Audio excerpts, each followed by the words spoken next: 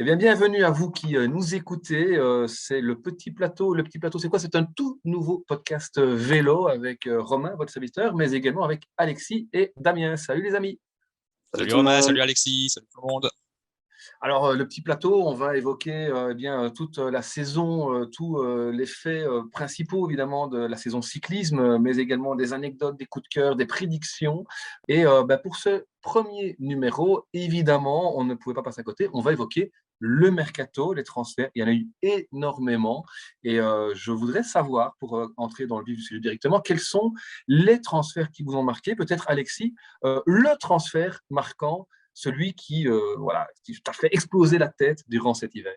Moi, j'ai choisi Tim Merlier comme le transfert marquant. C'est un transfert marquant selon moi parce qu'il suscite déjà beaucoup de débats, mais qui, à mon avis, va en susciter beaucoup pendant l'année aussi. Ça ne veut pas dire que selon moi, c'est le meilleur transfert ni le pire.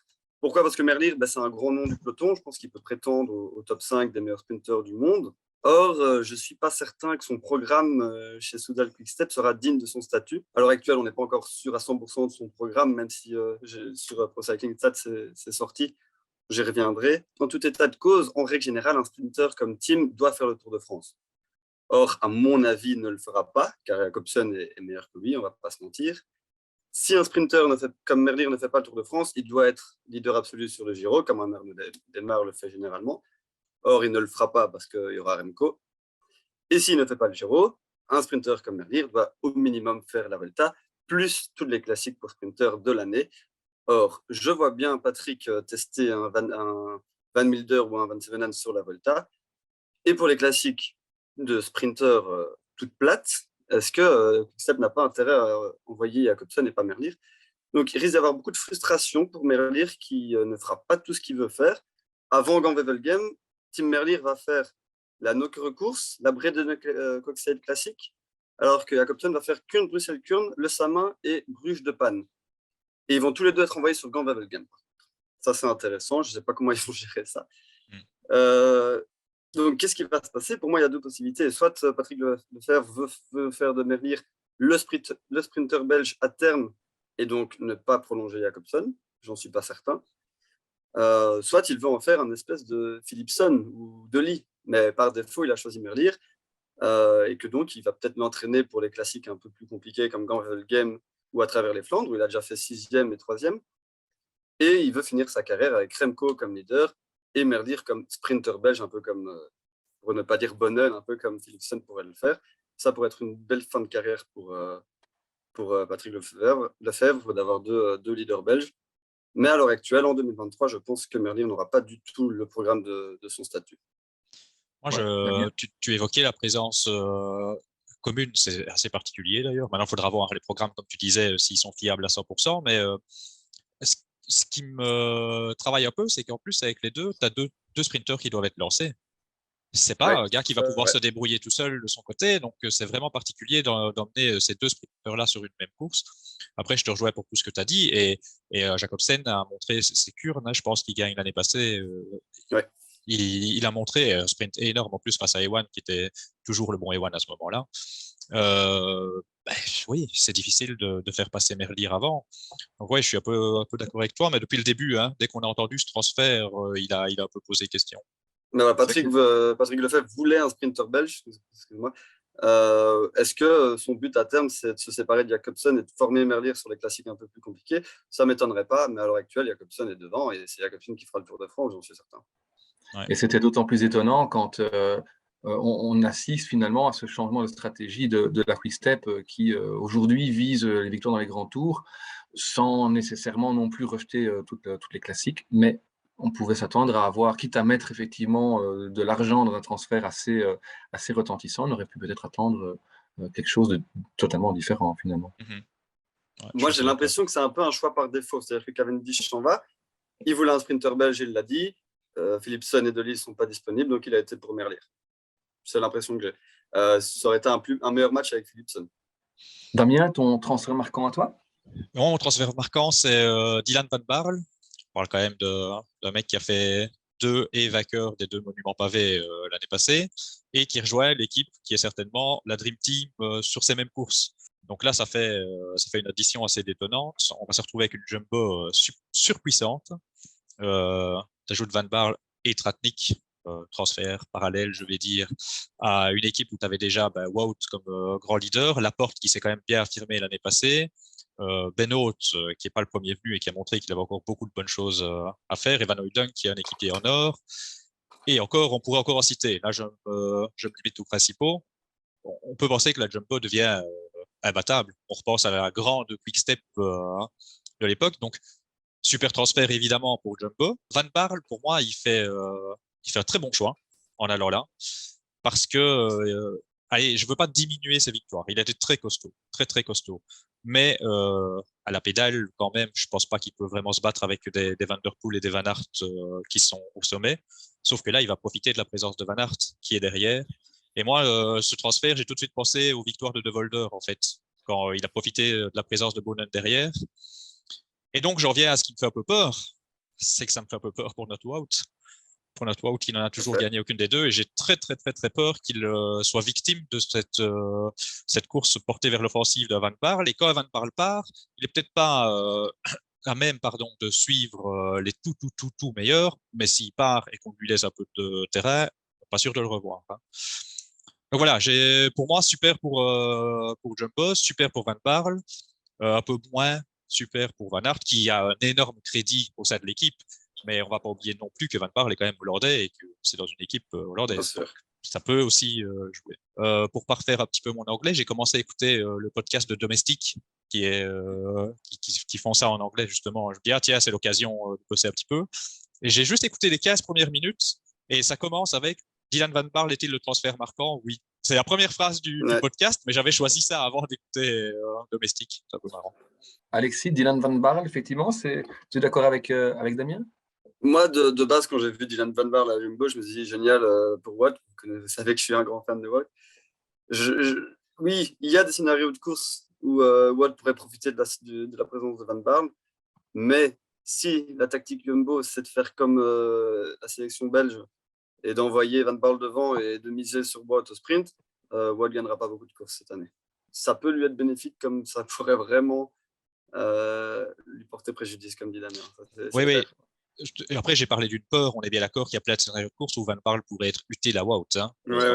C'est juste le côté un peu peur, mais il est très possible que, parce que j'ai entendu justement dans ce podcast-là, il disait que Wout souhaite arriver dans les finales, les 20-25 derniers kilomètres avec le plus d'équipiers possible autour de lui. En fait, ils évoquaient ça en se demandant plutôt quel serait le rôle de Tratnik. Est-ce que Tratnik va tirer le peloton comme un De Klerk, ou est-ce que c'est un vrai gars qui doit être dans la finale? Pour moi, c'est un vrai gars qui doit être dans la finale, mais là, on s'écarte un peu du sujet. Mais bref, oui, il y a plein de situations de course où Van Barle pourrait être hyper utile à Wout, évidemment. Si lui n'a pas su partir et qu'il faut boucher un trou, un mec comme Van Barle, là, c'est une bénédiction pour Van Aert. Est-ce qu'on peut aussi imaginer qu'un peu comme Merlier avec l'équipe Quick-Step, on ait ce transfert de Van Barle dans la prévision d'un éventuel départ peut-être de Wout dans les années à venir? Wout qui va peut-être commencer à se sentir à l'étroit dans une équipe où il y a autant de leaders. Et Wout qui, on l'a déjà dit, mais c'est quelqu'un qui vise bien sûr le Ronde et Roubaix. S'il les gagne ici tous les deux, hein, admettons, qu'est-ce qui va encore le motiver chez Jumbo l'année prochaine finalement?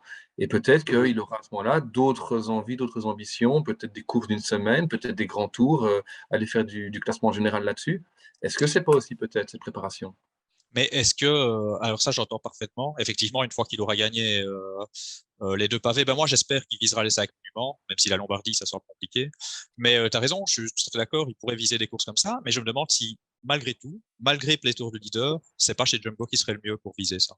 Vu l'équipe, oui.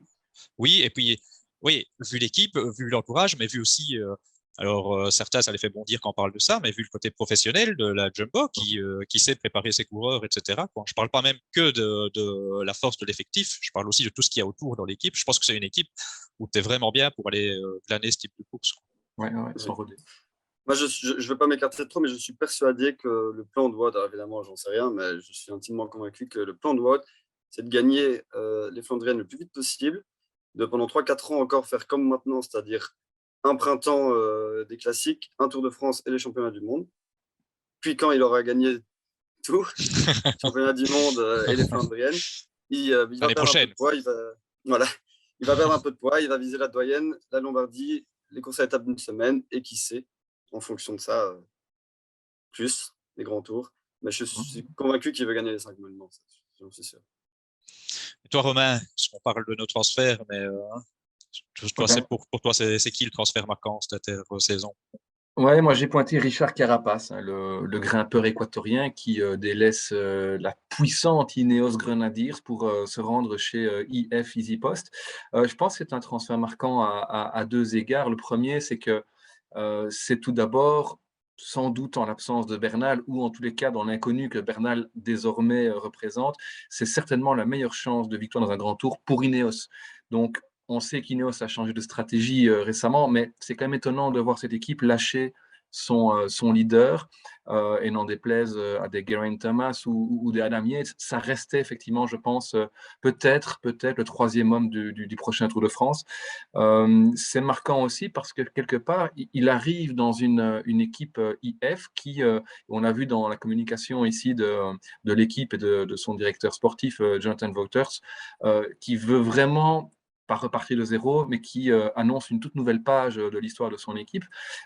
Et c'est vrai que Carapace va arriver là avec un rôle qu'il n'a jamais eu, c'est-à-dire ce rôle de leader unique au sein de l'équipe. On se rappelle que quand il a gagné le Giro avec la Movistar, au départ, c'était pas lui qui était leader, c'est Quintana qui devait, je pense, jouer la victoire. Et puis lui s'est retrouvé un peu par hasard là parce que Quintana a perdu du temps. Euh, donc voilà, je pense que c'est un des coureurs qui arrive aussi avec le plus de points UCI dans sa nouvelle équipe, hein. Donc ça aussi, c'est quelque part, je pense, un- une preuve que ce transfert est marquant. Et je suis persuadé que c'est un transfert qui va être positif pour les deux parties, en l'occurrence Carapace et IF, à voir comment Ineos va pouvoir gérer ce départ, même si je crois qu'avec Timon Arensman, qui vient pallier le départ de Carapace, Ineos se prépare Ouais. plus que bien pour l'avenir. Ah, ils ont des bons jeunes, hein, Ineos. Ah ouais, ça. Mais moi, ça m'a fort marqué aussi, ce transfert. En fait, ça m'a marqué, ça me rend très curieux. D'abord Mm. parce que c'est déjà un choix, je trouve un peu curieux. En fait, Carapace, il nous habitue maintenant à nous surprendre comme ça quand il change d'équipe. Et, euh, et je suis très curieux de voir Carapace dans la peau du leader unique, comme tu l'as dit. C'est un truc qui m'a marqué tout de suite. Parce qu'en fait, Carapace, il est capable de grandes choses, mais il disparaît aussi pendant la saison. De temps en temps, il est au départ de certaines courses, tu te dis, ouais, Carapace, il va faire un bon classement et fantôme. Donc, ouais, je suis vraiment curieux de le voir dans un autre environnement et avec ce statut de leader unique. En plus, IF, bah, je sais pas, c'est pas une équipe qui me parle beaucoup. Enfin, je la trouve un peu transparent, peut-être à tort, hein, peut-être parce que je m'y intéresse pas assez. Bon, il va peut-être leur donner de la flamboyance, hein, mais je suis très très curieux. Ils ont un beau Euh, maillot. Ouais. oui, ils ont un beau maillot. Ouais. Mais oui, c'est vrai qu'au niveau design, ok. Mais tu sais, sur son programme, c'est le Tour de France. Non, chez IF, ils n'ont encore rien révélé. Après, ce serait logique. Tu fais venir Carapace, c'est pour être ton leader unique sur le Tour de France. Je pense que Carapace a regretté de ne pas être le leader unique enfin le leader tout court, hein, d'Ineos sur le Tour. Après, c'est quelqu'un qui peut enchaîner. Il l'a montré l'année passée, deux grands tours sur une saison, et donc on pourrait imaginer de le voir au départ du Giro et de la Vuelta aussi. Il y a quand même si Carapace arrive comme leader principal, leader unique, il y a quand même des coureurs qui peuvent prendre un leadership d'équipe, pas pour aller évidemment jouer une victoire dans un grand tour, mais pour aller faire un top 10, hein, par un petit Esteban Chavez, bon, vieillissant déjà, mais enfin, Hugh Carty, hein, c'est des profils qui peuvent aller chercher un top 10 ou un top 15 certainement dans un Giro ou une Vuelta. Donc, Oran, toujours il y là, a, Oran? Uran est toujours là, bien sûr. C'est une équipe qui a un très fort accent sud-américain, Ouais. colombien en particulier, mais sud-américain. Ils sont deux Équatoriens, il y a Carapace et Cepeda. Donc, il y a là une volonté manifeste de la part de l'équipe américaine de miser sur cet atout-là, alors que finalement, on se rend compte, et pour d'autres raisons, que le cyclisme sud-américain, dans les autres équipes, c'est plus trop ça. Sur Carapace, selon vous, que peut-il viser en 2023 sur un Tour de France? Je suis quand même assez Ah, curieux, moi. j'ai voulu poser la question aussi, mais je me dis si on part sur le tour, j'espère qu'on va pas aller trop loin. Mais Ouais, ouais, ben, Romain, c'est ton transfert à toi l'honneur. Oui, c'est clairement un candidat au podium, hein. ouais. Vu le tracé cette année-ci, je pense que Pogacar, par rapport au talent qu'on lui connaît, et Vingegaard, par rapport à ce qu'il a démontré l'année passée, sont les deux grands favoris, c'est une Mhm. évidence. Euh, je, je pense que Carapace, c'est un coureur qui a aussi ce tempérament offensif et qui pourrait venir bousculer la course. C'est pas le genre de gars qui va faire comme Geraint Thomas l'année passée, justement, et assurer la troisième place. Donc, je pense qu'il a les atouts pour le faire. Et quand on regarde la concurrence qu'il aura, malgré tout le respect que j'ai pour des David Gaudu et autres, je pense que tous ces gars sont un cran en dessous quand ils sont tous au même niveau, hein, vraiment au même niveau de forme, je veux dire. Donc, moi, je pense clairement qu'il peut aller chercher la troisième place. Après, on sait qu'un Tour de France, c'est long, il peut se passer plein de choses. David Gaudu va avoir une opportunité fantastique pour chercher un podium sur le Tour, une opportunité qu'il n'aura probablement plus jamais. Donc, c'est peut-être son année aussi. Donc, voilà. Il y a du niveau, mais je dirais que dans tous les outsiders, c'est peut-être le seul que je verrais battre Pogacar et Vingegaard sur ce Tour de France. Ah, ok, parce que avant que tu finisses avec ça, j'allais te dire, tu parles de candidat au podium. Est-ce qu'on peut vraiment parler de candidat à la victoire? Ben, je crois que lui va le faire. Oui. S'il prend le départ du tout, ce sera pour le gagner et le remporter. Je crois qu'il en est capable, mais il faudra qu'il ait des faits de course qui lui sont favorables. Ouais, c'est ça. À la pédale, il y a deux intouchables, en tout Ça. cas de ce qu'on a vu les années précédentes. Mais une année n'étant pas l'autre. Pour moi, il y a au moins un intouchable, c'est Pogacar. Ça. Même si, mais on l'évoquera plus tard, même si je pense que Vingegaard, s'ils sont tous les deux vraiment au top, moi je mets peut-être Vingegaard devant sur un tour, enfin voilà. Mais ce qu'il y a, c'est que Pogacar, il a montré sur la durée déjà. On sait qu'il va pas s'écrouler, s'il n'y a pas de fait de course, il va pas s'écrouler. Vingegaard, on sait pas trop bien comment il a digéré, on a entendu certaines choses, qu'il avait eu un petit burn-out finalement, lui avait dit que non. Enfin, on sait pas, faut voir d'une année à l'autre. Mais effectivement, voir Carapace sans fait de course battre Pogacar, je peux pas trop l'imaginer. Je te le dis un peu de la tête quand tu as dit il est au-dessus. Mais t'évoquais Gaudu, je suis d'accord que Carapace est au-dessus de Gaudu, par contre, c'était pas au niveau Gaudu. Mais moi, je vois quand même un mec que je mets pas du tout en dessous de Carapace, c'est Mas. Mas, s'il tient sur son vélo, il est très bon. L'année passée, il était très bon. En fait, on a retenu la fin de saison, mais il était très bon toute l'année, chaque fois avant de chuter. Mais il était très très bien avant de chuter à chaque fois. Ouais, il était très très bon. Donc lui, je le mets au niveau de la Carapace. Et il y a une inconnue que je mets pas au même niveau ou en dessous ou au-dessus, j'en sais rien parce que c'est un peu une énigme. Mais cette année, chez Bora, c'est Hindley qui va faire le tour et j'attends de voir. Oui. Ah ouais. Oui, et Bernal, j'attends aussi, vraiment de voir. Oui, et puis il y a Bernal, ça c'est encore plus une inconnue. Mais, oui, vas-y, Romain, t'allais dire quelque chose sur Mas. Ouais, je suis assez d'accord. Je pense qu'à la pédale, les deux se valent. Peut-être même que Mas est au-dessus, ou en tout cas, il est dans une courbe ascendante en termes de carrière qui devrait l'amener au-dessus. Mais je suis persuadé que Mas, son objectif de la saison, c'est de remporter la Vuelta. Il va doubler, hein, Tour et Vuelta. Et donc, tu peux pas être à fond au niveau forme sur les deux tours. Et donc, je pense qu'il va aller chercher un pic de forme en fin de tour à entretenir sans doute pendant le mois de juillet. Mais je vois pas Mas aller faire mieux peut-être un top 5, mais on l'a vu l'année passée, hein, il était là, il a abandonné finalement pour cause de Covid à 2 jours de l'arrivée. Et il voyageait, il naviguait entre la 9e et la 11e place. Je crois que c'est sa place à partir du moment où le Tour de France reste un objectif secondaire pour un coureur de sa trempe. Ah ouais, puis vraiment, j'ai pas vu ça comme ça l'année passée. Je l'ai vu comme suite à tous ces. Il ne savait pas être prêt pour le tour. J'ai pas vu ça comme un choix. J'ai vu comme il ne savait pas être prêt avec tous les pépins qu'il a eu en début de saison. Mais tu as peut-être tout à fait raison. Il va peut-être sentir là qu'il y a une opportunité d'aller gagner son tour national, hein, effectivement. Ouais. Parfait. En parlant de Mercato. Ouais, j'avais pensé à un petit jeu comme ça. Donc ici, c'est un quiz. Je vais pas vous demander des réponses et valider et vous donner des points. Je vais juste vous demander votre avis sur certains transferts, parce qu'on en a évoqué 3, mais comme tu l'as dit quand tu as lancé le sujet, il y a eu pas mal de transferts intéressants. Et moi, j'ai envie, sur certains transferts, je me pose des questions, j'ai envie d'avoir vos avis. Et on va faire court.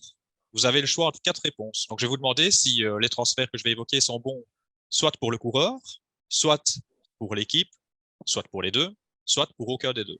Ce qu'on va faire d'abord, avant de lancer ma liste, c'est vous demander pour les 3 qu'on a évoqués, en fait. Ouais, on va commencer par Alexis, parce qu'Alexis t'avait évoqué Merlier. Bon transfert pour le coureur, pour Quickstep ou pour les deux, ou pour aucun des deux. Cette année, pour aucun des deux. On en reparle en 2024. Romain. Bon pour Quickstep. Bon pour Quickstep, mais pas bon pour Merlier. Van Baarle. de chez Ineos à Jumbo. Alexis, bon, on va regarder toujours le même ordre, c'est plus facile. Vas-y, Alexis. Bon pour les deux. Mais pas pour Wout. On a compris, mais tu peux pas le dire. Bon Romain, pour les deux. Pareil, bon pour les deux aussi. là, ça me semblait assez évident. Ok, et Carapace, donc. Bon pour IF. Intéressant. Romain? Bon pour les deux. Là, je réponds juste moi pour celui-là, parce que j'ai très envie. Bon pour IF. Ok, allez, on va passer à d'autres transferts qui m'ont un petit peu interpellé. Alors, je reprends ma liste. Hein. On avait notamment, oui, ça, c'est un transfert qui m'intéresse beaucoup. Quinton Hermans, Intermarché à Alpecin. Ah, Alexis, bon pour qui? bon pour Van der Poel. C'est une bonne réponse. Romain, je prends, je valide. Bon pour Alpecin, oui. D'accord, ok. Honoré, on parlait d'IF. Honoré de chez Quickstep à IF. Bref, c'est dur de pas argumenter. On va dire bon pour Honoré. D'accord. Bon pour les deux. Ouais. Ok. Arensman, DSM à Ineos. Bon pour les deux. Bon pour les deux. Ok. Calmejean, de AG2R à Intermarché. Ça m'intéresse beaucoup aussi d'avoir votre avis. Bon. Sans argumenter, sans argumenter. C'est dur, hein. C'est dur. Non, mais sans que ce soit mauvais pour lui, bon pour Intermarché. Ok. Romain? Bon pour lui. Ah ben voilà, moi j'aurais dit si bon pour Calmejean. Ouais. Alors. Ok. Champoussin, AG2R à Arkea. Romain? Bon pour lui, certainement. Et pour Arkea, oui, ça peut être que bénéfique. Ok. Donc les deux. Jevine, de Alpecin à UAE. Mauvais pour le cyclisme. Très bonne réponse. Bon pour UAE, on va dire. Très bonne réponse. Romain? Mauvais pour les deux. Mauvais pour les deux, ok. Alors, on va partir un peu chez nos amis belges. Wellens, Lotto à UAE. Mauvais pour le cyclisme. Non, mauvais pour les deux. D'accord. Romain? Je dirais quand même bon pour UAE. Moi aussi, j'aurais dit ça. Ouais. Ok. Kras, de Lotto chez Total Energy. Ça m'embête un peu, moi, comme transfert. Mais bon. Bon pour aucun des deux. Ok. Romain? Bon pour Kras. Bon pour Kras, d'accord. Ok. On n'a pas toujours les mêmes avis. C'est pas facile sans y avoir réfléchi. Non. Non. Et en plus, je vous surprends un petit peu. Et oui, en plus, fatalement, j'ai été chercher des trucs où c'était pas trop évident. Il y a des transferts où c'était vraiment évident. Bon, j'en ai un petit dernier, j'étais obligé d'en parler. C'est un de mes chouchous. J'en parle moins parce il est moins visible, mais Harm Vanouk, Voilà. Lotto chez DSM. Ça dépend. Je saurais même pas quoi répondre. Hein. Ça dépend si c'est plus un Romain Bardet ou un Ilan Van Mulder. Des DSM, ça casse ou ça casse. Ça passe ou ça casse. Bon pour personne. D'accord. On verra. Romain? Voilà. Je pense pas que ce soit bon pour lui. Pour son équipe, oui, oui, mais sans plus, je pense. Oui, voilà. On est un peu d'accord. Rien de vraiment particulier. C'est un peu un transfert surprenant, moi, je trouve, parce que on se demande un peu pourquoi, en fait. Je crois qu'il était pas mal chez Lotto. Enfin, je vois pas très bien. Maintenant, parfois, un changement d'air peut faire du bien, hein, mais bon, il va pas aller chez DSM pour avoir un rôle en vue. Hein. Il y a des jeunes talentueux là-bas, donc et est-ce qu'il apportera quelque chose? Oui, voilà. Et je sais pas très bien ce qu'il peut non plus apporter là-bas. Je le préférais franc-tireur chez Lotto, honnêtement, mais voilà. Nous verrons. Nous lui souhaitons beaucoup de succès. Ok, voilà, c'était bien d'avoir vos avis. J'espère que ça vous a plu. J'essaierai de vous faire des petits jeux un petit peu différents à chaque fois. Parfait.